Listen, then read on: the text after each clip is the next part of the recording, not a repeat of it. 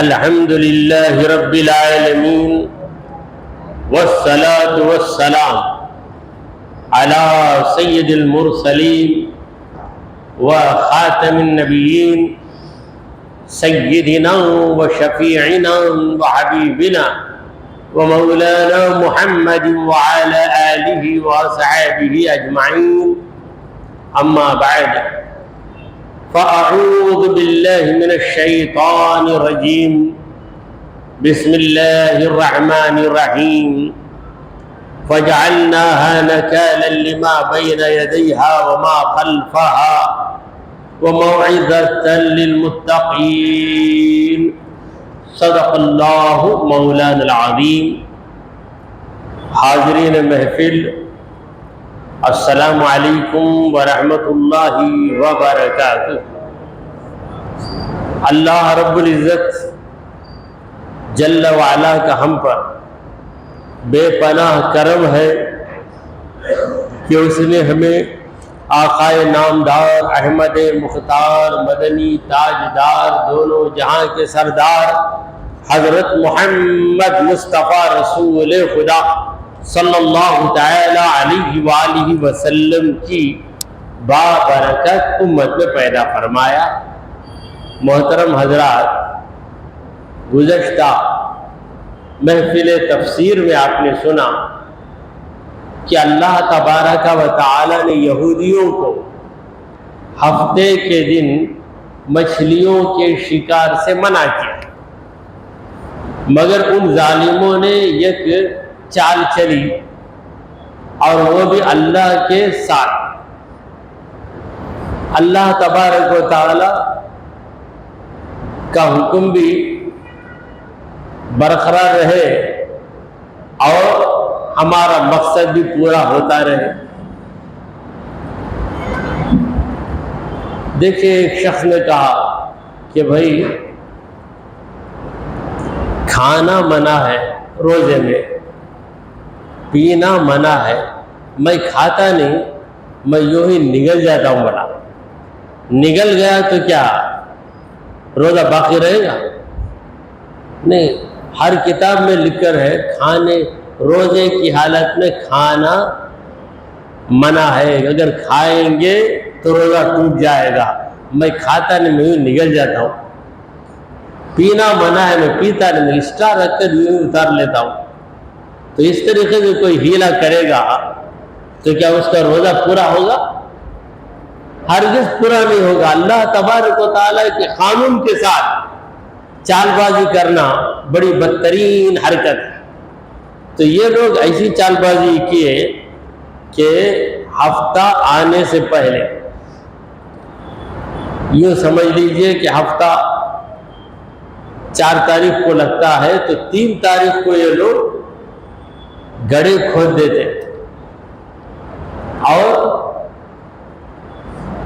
جب گڑھے کھود کر ڈھلوان بنا دیتے تو مچھلیاں ہفتے کے دن جو آتی وہ لڑک کر اس گڑھے میں گر جاتی تھی. اس طریقے سے وہ مچھلیوں کا شکار کر لیتے اور یہ کہتے کہ اللہ نے ہم کو شکار کرنے سے منع کیا، ہم تو شکار نہیں کرتے، ہم گڑھا کھودتے ہیں، مچھلیاں خود بخود گر جاتی ہیں. تو یہ ان کی ہیلا بازی رہی. اللہ تبارک و تعالیٰ کو ان کی حرکت سخت ناپسند ہوئی. پروردگار عالم نے ان تمام ظالموں کو بندر بنا دیا. سب کے سب بندر بن گئے اور 3 دن 3 رات مسلسل اسی حالت میں رہے، یہاں تک کہ ان کو موت بھی آ گئی. اب بنی اسرائیل میں جو لوگ بندر بنے ان کی نسل کا کوئی بندر اب نہیں ہے. ابھی جتنے بندر نظر آتے ہیں یہ بندر ہی ہے، یعنی انسان جو بندر بن گیا ویسا کوئی بندر اب نہیں ہے. یہودیوں میں جو لوگ بندر بنے وہ بندر بنے، 3 دن زندہ رہے، پھر موت آئی، مر بھی گئے، ان کی نسل قائم نہیں ہوئی. پروردگار عالم فرما رہے ہیں فَجْعَلْنَاهَا نَكَالًا، ہم نے اس واقعے کو ایک عبرت بنا دیا، ایک سبق بنا دیا، لما بین یدیہا وما خلفہا، ان لوگوں کے لیے جو اس زمانے میں تھے اور ان لوگوں کے لیے جو بعد میں آنے والے۔ ہمارے لیے بھی اس واقعے میں عبرت ہے۔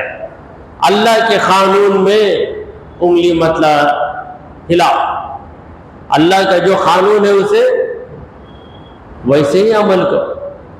ایسا ایک شخص تھا، اس نے سنا کہ دیکھو اجالا جب آ جائے گا، اب جن کا دماغ بھدا ہے ان کو کیسے سمجھائیں گے؟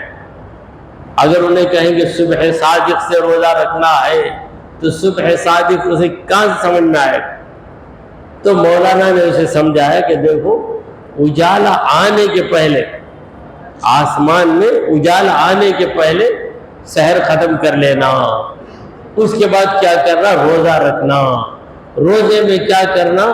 کچھ بھی کھانا نہیں، کچھ بھی پینا نہیں۔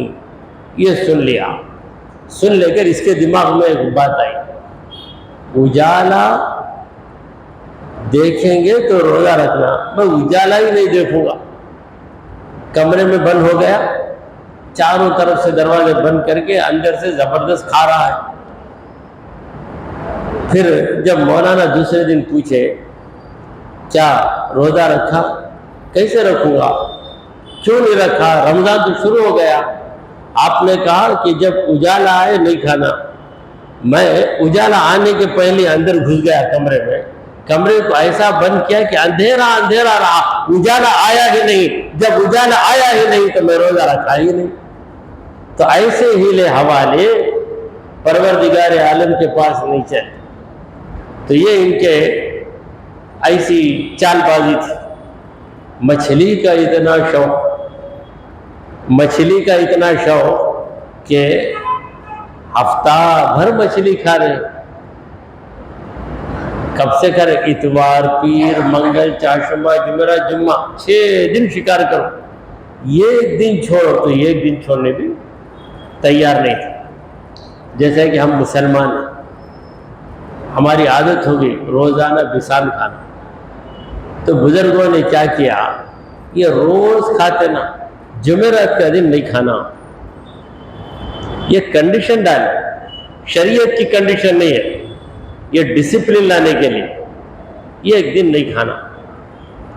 اب وہ جو بزرگوں کی بات تھی پیٹ کی اصلاح کے لیے، پیٹ روزانہ بسان کھائیں گے تو کیا ہوگا؟ ایک دن ترکاری کھاؤ، تو اسے بعد والوں نے ایک قانون سمجھ لیا۔ اب قانون سمجھ کر کوئی مولانا جمعرات کے دن کھا رہے ہیں، جمعرات کے دن شادی ہے، کیا جمعرات کو بسان نہیں کھانا؟ آپ کیسا کھاتے؟ تو یہ کوئی قانون نہیں، کوئی شریعت نہیں ہے۔ تو میں عرض کر رہا تھا کہ جب اللہ کا قانون، اللہ کا حکم آ جائے تو اس پر جو کا تو عمل کرنا چاہیے، اور اس میں کسی قسم کی ہیلہ بازی جائز نہیں۔ وَمَوْعِظَةً لِّلْمُتَّقِينَ، اور ہم نے اسے ایک نصیحت بنا دیا اس واقعے کو، للمتقین، ان بندوں کے لیے جو اللہ سے ڈرتے۔ تو اللہ سے ڈرنے والے اللہ کے حکموں میں کبھی ہیر پھیر نہیں کرتے، بلکہ اللہ کا جیسا حکم ہے اس پہ عمل کرتے۔ نماز، روزہ، زکوٰۃ، حج جو بھی رہے، اس میں اللہ تبارک و تعالیٰ کا جو حکم ہے اس پہ عمل کرنا۔ اسی طرح وراثت، کسی کے انتقال کے بعد اس کا جو طریقہ ہے، اس کی پراپرٹی جو چھوڑ کر دنیا سے گیا، اسے تقسیم کرنے کے معاملے میں بھی اللہ اور اس کے رسول کے قانون پہ عمل کرنا۔ آج بعض مسلمان ایسا کرتے ہیں کہ بھائی بیٹے کو 2 حصے، بیٹی کو 1 حصہ، یہ اسلام کا قانون ہے۔ یہ قانون صحیح نہیں، یہ قانون صحیح نہیں۔ جو بولا اسی وقت تو کافر ہو گیا، اسی وقت کیونکہ اللہ کی بات کو یہ غلط بتا رہا ہے۔ اللہ فرمایا وَلِلذَّكَرِ مِثْلُ حَظِّ الْأُنْثَيَيْنِ، بیٹے کو بیٹی دو بیٹیوں کے برابر حصہ دیا جائے، یہ اللہ کا حکم، اللہ کا قانون۔ اب یہ بیٹی کورٹ کو جاتی، اللہ کا فیصلہ نہ مان کر کورٹ کو جاتی، جس کے نتیجے میں کورٹ میں دھکے کھاتے کھاتے کئی لاکھ روپے خرچ ہو جاتے، پھر اس کے بعد تنگ آ جاتی، مگر اس کا حق سے جو واجبی حق ہے وہ بھی نہیں ملتا۔ اللہ کے قانون سے ہٹ کر اگر ہم 4 پیسے زیادہ بھی لے لیں گے تو ان پیسوں میں برکت کہاں رہے؟ ہرگز نہیں رہے۔ تو اللہ کا قانون جب آ جاتا ہے تو وہاں پر اپنی گردن کو جھکا لینا چاہیے اور یہ کہنا چاہیے کہ اے پروردگار، جو تیرا حکم ہے وہ مجھے منظور ہے، اور جو تیرا حکم ہے اسی میں ہماری بھلائی ہے۔ چلیے یہ آیت ختم ہوئی، اب نئی آیت شروع ہو رہی ہے۔ وَإِذْ قَالَ مُوسَىٰ لِقَوْمِهِ، اور یاد کرو جب کہا موسیٰ علیہ السلام نے اپنے قوم سے، ان اللہ یأمرکم ان تذبحوا بقرہ، بے شک اللہ تمہیں یہ گائے ذبح کرنے کا حکم دے رہا ہے۔ گائے کو عربی میں کیا کہتے ہیں؟ بقرہ۔ تو یہ سورہ بقرہ، سورہ بقرہ کا معنی گائے کا سورہ، گائے کا سورہ، اور اس میں گائے کا تذکرہ آتا ہے۔ دیکھیں کسی بھی سورے کا جو نام ہوتا ہے اس نام کی وجہ یہ ہوتی ہے کہ وہ نام سورے میں کہیں نہ کہیں ذکر کیا جاتا ہے، اس لیے اس سورے کا نام وہ رکھا جاتا ہے۔ یہ سورہ بقرہ ہے، یہ سورہ نمل۔ سورہ نمل کیا ہے؟ چونٹی کا سورہ، چونٹی۔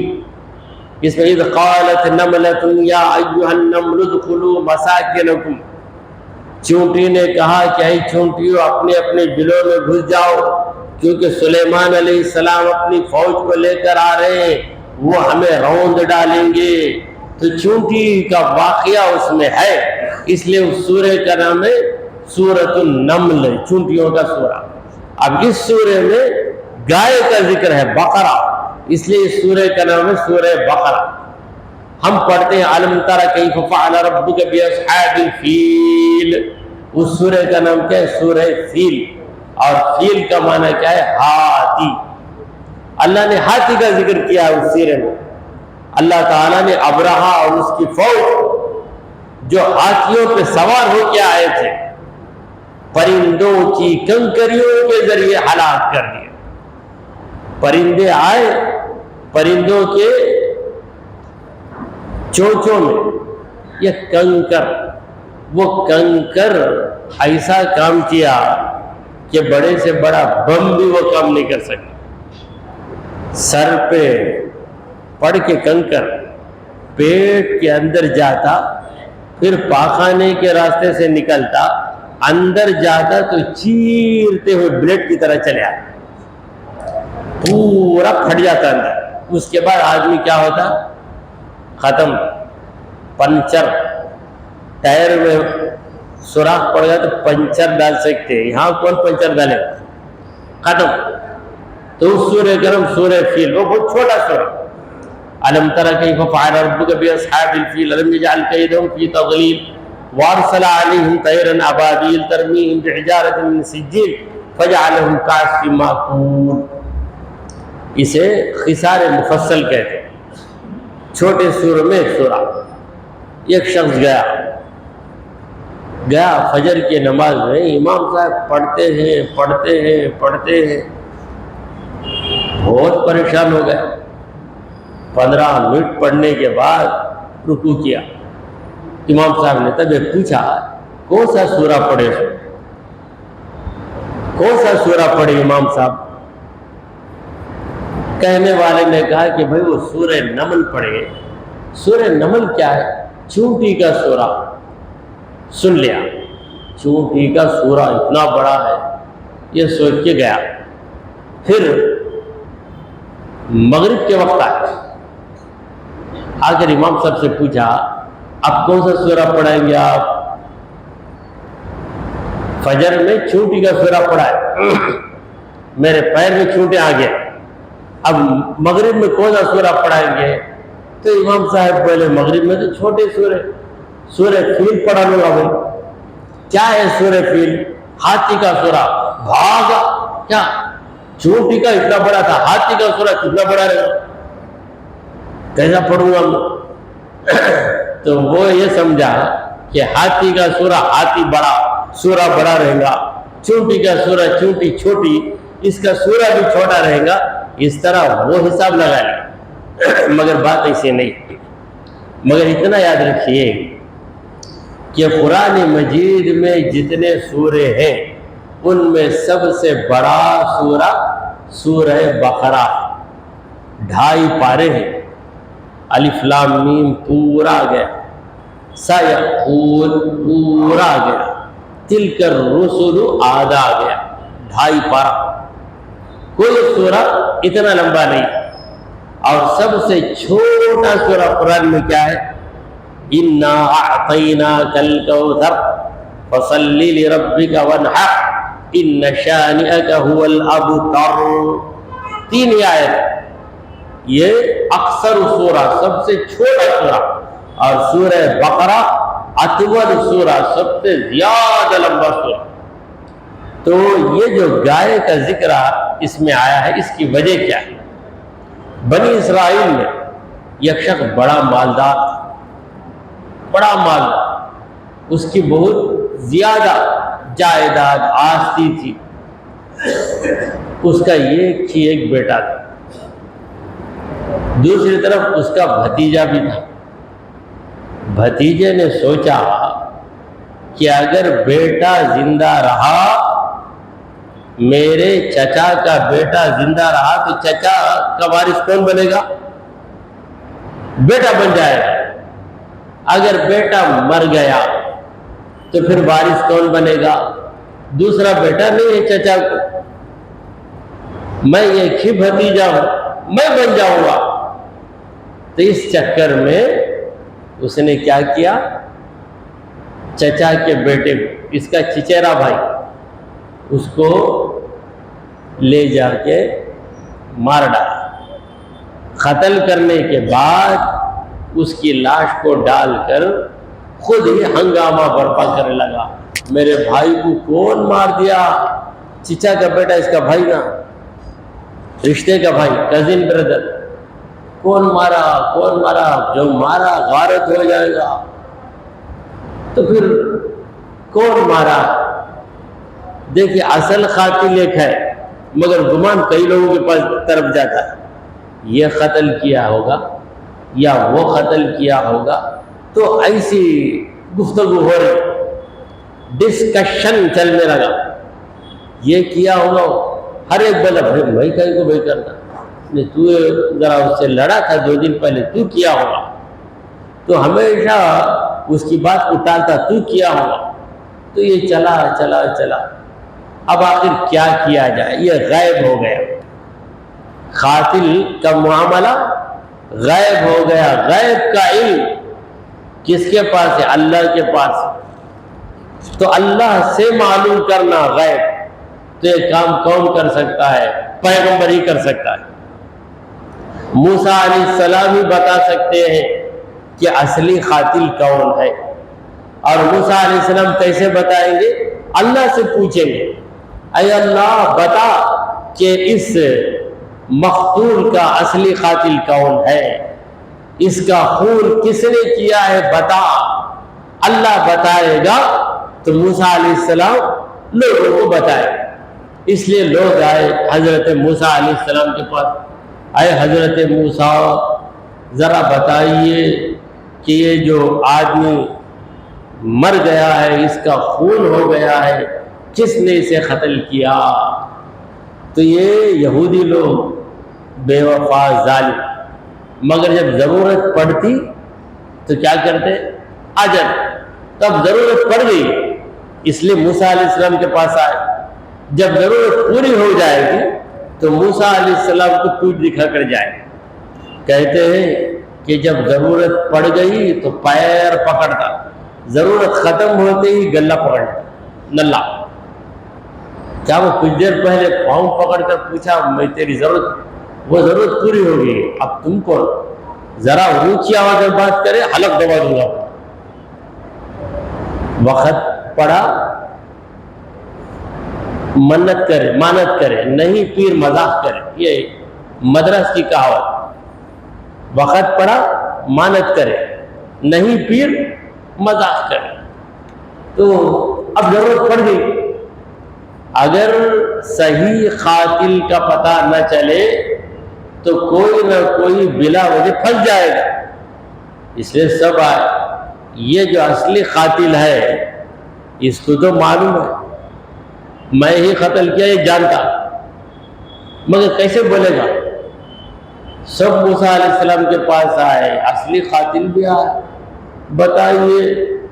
وہ لوگ سمجھ رہے تھے کہ موسیٰ علیہ السلام جب بتائیں گے قاتل کا نام تو ہم جھٹ سے انکار کر دیں گے اور کہیں گے کہ اے موسیٰ اس لڑکے سے تم کو دشمنی ہے اسی لیے اس کا نام بتا رہے ہیں. فوراً موسیٰ علیہ السلام کے سر پہ الزام لگا دیں گے. یا ایسا بھی کر سکتے کہ جب موسیٰ علیہ السلام کہیں گے کہ فلاں آدمی نے یعنی مسٹر الف نے یہ کام کیا ہے، اگر بتائیں گے تو فوراً ہم کہیں گے نہیں اصل میں موسیٰ ہی نے قتل کیا، دوسرے کا نام بتا رہے ہیں. کچھ بھی کر دیں گے. یہ ان کی بڑی مکاری. مگر اللہ تبارک و تعالی تمام مکاروں سے بڑھ کر حکمت والا ہے. اس کی حکمت کیا ہے کہ کس کی مکاری چلتی. تو جب موسیٰ علیہ السلام سے ان لوگوں نے گزارش کی کہ اے حضرت موسیٰ علیہ السلام بتائیے کہ اس مرے ہوئے آدمی کا قاتل کون ہے، اس کا مرڈر کس نے کیا ہے. موسیٰ علیہ السلام نے اللہ سے پوچھا. اللہ نے کہا کہ اے موسیٰ تو نہیں بتانا، بتائے گا تو یہ قوم تیرے خلاف کارروائی کرے. ان سے کہنا کہ جاؤ یہ گائے ذبح کرو. جب گائے ذبح ہو جائے گی تو کہنا کہ گائے کے گوشت کا ایک ٹکڑا لے کر میت کے اوپر رکھو. جب میت کو گوشت کا ٹکڑا لگائیں گے تو یہ جو میت ہے مردہ یہ خود زندہ ہو کر اپنے قاتل کا نام بتا کر پھر مر جائے گا. تو جب مردہ خود اٹھ کر بتائے گا تو موسیٰ علیہ السلام پر یہ الزام لگا ہی نہیں سکتے. یہ کرشمہ بھی ہو جائے گا. اور موسیٰ علیہ السلام یہ بھی سمجھائیں گے کہ اے ظالمو تم ہمیشہ کہتے ہو کہ مرنے والا زندہ نہیں ہو سکتا، مرنے کے بعد دوبارہ زندگی نہیں، یہ تم لوگوں کا دعویٰ ہے. دیکھو آج تمہارا دعویٰ غلط ہو گیا، میرا دعویٰ سچ ہو گیا، اس لیے کہ مرنے والا مر کے کئی دن کئی گھنٹے ہو گئے مگر اب یہ زندہ بھی ہوا ہے. تو اسی طرح اللہ تعالیٰ قیامت کے دن تمام مرے ہوئے لوگوں کو زندہ کرے گا. تو موسیٰ علیہ السلام کو سمجھانے کے لیے ایک پروف ایک ثبوت بھی مل گیا. تب موسیٰ علیہ السلام کے پاس جب آئے تو موسیٰ علیہ السلام نے اپنی قوم سے کہا وَإِذْ قَالَ مُوسَىٰ لِقَوْمِهِ، موسیٰ علیہ السلام نے اپنی قوم سے کہا تم قاتل کو جاننا چاہتے ہو، خون کس نے کیا یہ جاننا چاہتے ہو؟ لوگوں نے کہا ہاں ہم جاننا چاہتے ہیں. تب موسیٰ علیہ السلام نے کہا ان اللہ یامرکم، بے شک اللہ تمہیں حکم دے رہا، یہ حکم دے رہا ہے، اس حکم پر عمل کرو گے تو قاتل کا تمہیں پتہ لگ جائے گا. وہ حکم کیا ہے؟ یامرکم ان تذبحوا بقرۃ، اللہ تمہیں حکم دیتا ہے کہ کوئی بھی ایک گائے ذبح کر دو. کوئی بھی گائے ہونا، بکری ذبح کریں گے تو کام نہیں چلے گا، مرغی ذبح کریں گے کام نہیں چلے گا، اونٹ ذبح کریں گے کام نہیں چلے گا، گائے ہی ذبح کرنا۔ کیوں اللہ نے گائے کو خاص کیا؟ اس لیے خاص کیا کہ یہودیوں نے گائے کی بچی کی پوجا شروع کر دی۔ گائے کی بچی اسے کہتے ہیں بچیا یا بچھڑا، جسے ہماری زبان میں کہتے ہیں پاڑا۔ یہ جو پاڑا ہے اس کی عبادت کرنے لگے۔ پھر انہوں نے کہا کہ پاڑا، یہ بچھڑا ہمارا خدا اور بچھڑے کی ماں ہماری خدا کی ماں ہے، تو بڑی عزت کرتے گائے کی، کیوں؟ ان کے خدا کی اماں۔ تو موسیٰ علیہ السلام گائے کو ذبح کرنے کا حکم دے کر انہیں مجبور کر رہے ہیں کہ جسے تم خدا مان رہے تھے یا خدا کی ماں مان رہے تھے، اسے تم اپنے ہاتھ سے ذبح کر کے یہ مان لو کہ ایک جانور ہے، جب انسان کے ہاتھ میں آتا ہے تو بے کس بے بس مجبور ہو جاتا ہے، انسان ذبح کر کے اسے ختم کر دیتا ہے، وہ کیسے خدا بن سکتا ہے؟ یہ جانور کیسے خدا بن سکتا ہے؟ یہ تمہیں واضح ہو جائے گی، یہ حقیقت تم پر کھل جائے گی۔ تو حکم کیا دیا؟ یہ گائے، آسان حکم ہے، باہر نکلو، جو بھی گائے ملی، تمہاری گائے گھر میں جو گائے وہ بھی لے لو، یا کوئی بھی گائے اس کی چھوٹی موٹی قیمت دے کر خرید لو، ذبح کرو، کام بن جائے گا۔ مگر ان لوگوں نے اس چھوٹے سے کام سے اپنا کام پورا نہیں کیا۔ گائے ذبح کرنا اتنا ہی تھا، لیکن یہ لوگ اس پر بس نہیں کیے۔ بعض لوگ بے ضروری سوالات کرتے، بھائی کہاں ہے مسجد اکبر؟ داشا مکان میں ہے، بس نا۔ وہ پیرمبر بولتے نا، وہ کیا؟ پیرمبر نہیں بھائی، منٹ بولتے نا، وہ کیا؟ وہ نہیں بھائی، ٹرپلیکن بولتے نا، وہ کیا؟ سوال پہ سوال کریں گے۔ ابھی بول گیا بھائی داشا مکان بول دیا، وہ تم چیک کر لو، بس ہے، تم دوسرے محلوں کے نام کیوں لیتے؟ بات لمبی کرنا بلا ضرورت۔ اسی طرح کسی آفس کو ہم جاتے ہیں، دفتر یا آفس کو، وہاں ہم سے کہتا کہ بھائی تم اسکول کی ٹی سی لے کر آؤ، ایک آدھار کارڈ لاؤ، اسے ہم پوچھتے کمیونٹی سرٹیفکیٹ بھی لانا کی، ووٹر آئی ڈی بھی لانا کی، بینک پاس بک بھی لانا کی، برتھ سرٹیفکیٹ بھی لانا کی، اور پوچھتا ہی نہیں۔ تم خواہ مخواہ پوچھتے تو بلا لے کر آ جا، لانے تو اچھا ہی ہے، پھر جا کر ڈھونڈتے نہیں ملتا۔ ضرورت کیا تھی؟ وہ جو پوچھا اس پر عمل کر دیتے تو کام بن جاتا۔ تو یہ لوگ بھی اگر ایسا ہی کرتے، موسیٰ علیہ السلام نے کہا اللہ تمہیں حکم دیتا ہے کہ گائے ذبح کرو تمہارا کام ہو جائے گا، تو گائے ذبح کر دینا چاہیے تھا، مگر انہوں نے یہ طرح شروع کیا۔ قالو، کہنے لگے اتتخذنا ہزوا، اے موسیٰ ہمارا مذاق اڑاتے کیا؟ ہم پوچھ رہے ہیں قاتل کا نام بتاؤ، مگر آپ کہہ رہے ہیں گائے کو ذبح کرو۔ گائے کے ذبح کرنے اور قاتل کا نام جاننے میں تعلق ہی کیا ہے؟ وہ الگ بات ہے، یہ الگ بات ہے۔ دیکھیے اللہ کا حکم ہو جائے تو پھر ایسے اعتراضات کی گنجائش نہیں۔ کوئی وضو پہ اعتراض کرتا ہے، بھائی وضو کیوں کرتے؟ میں پیشاب کو گئے، وضو ٹوٹ گیا، پیشاب کرتے ایک جگہ سے وہ تو صاف کر لیتے، چہرہ آپ کا خراب نہیں ہوا، دونوں ہاتھ خراب نہیں ہوئے، پھر آپ وضو کر کے چہرہ دھوتے، دونوں ہاتھ دھوتے، سر کا مسح کرتے، پیر دھوتے، یہ سب کیوں کرتے؟ چہرہ دھوتے، چہرے کو کچھ بھی نہیں نا، میل بھی نہیں آیا، کالک بھی نہیں لگی، نہیں میں کوئی کہتا ہے کہ مجھے ہوا نکل گئی، باؤ سرک گیا، ہوا نکل گئی، ہوا نکل گئی تو پھر صورت کیوں دھوتے؟ صورت کو کیا ہو گیا؟ تو ہم یہی کہیں گے کہ سورت کو کیا ہوا، ہاتھ کو کیا ہوا، یہ پوچھنے کا کسی کو حق نہیں۔ اللہ نے حکم دیا کہ وضو کرو، ہم کریں گے۔ اللہ نے بتایا کہ استنجا کرنے سے وضو چلا گیا، ہوا نکل گئی تو وضو چلا گیا، اللہ بتا دیا، اللہ حکم دیا تو اس پر ہم نے عمل کیا۔ تو یہ لوگ بھی اسی طرح کر لیتے تو ان کا کام بن جاتا، مگر انہوں نے موسیٰ علیہ السلام سے ٹیڑھا سوال کیا۔ آپ مذاق کرتے کیا؟ ہم کیا پوچھ رہے، آپ کیا جواب دے رہے؟